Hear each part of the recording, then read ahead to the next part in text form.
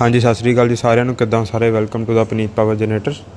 हाँ जी दोस्तों ਅਸੀਂ ਆ ਲੈ ਕੇ ਆਏ ਹਾਂ ਨਵਾਂ ਜਨਰੇਟਰ ਸੈੱਟ ਆ 12.5 kV ਦਾ ਜਨਰੇਟਰ ਸੈੱਟ ਆ ਨਵਾਂ ਸਾਇਲੈਂਟ ਜਨਰੇਟਰ ਸੈੱਟ ਜਿਹਦੇ ਵਿੱਚ ਅਸੀਂ ਮਹਿੰਦਰਾ ਕੰਪਨੀ ਦਾ ਇੰਜਨ ਲਾਇਆ ਹੋਇਆ ਦੇਖ ਸਕਦੇ ਹੋ ਅੰਦਰੋਂ ਮਹਿੰਦਰਾ ਦਾ ਇੰਜਨ ਲਾਇਆ ਹੋਇਆ ਜੀ।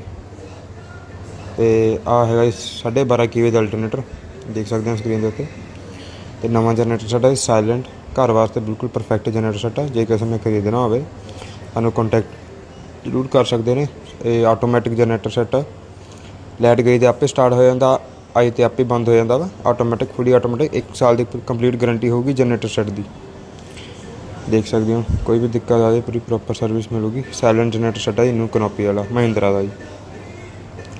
पनीत पावर जनरेटर्स लुधियाना पंजाब ये साडी फर्म जिथे असीं नवें जनरेटर तैयार करते हैं लुधियाना पंजाब। देख सकते हैं पनीत पावर जनरेटर।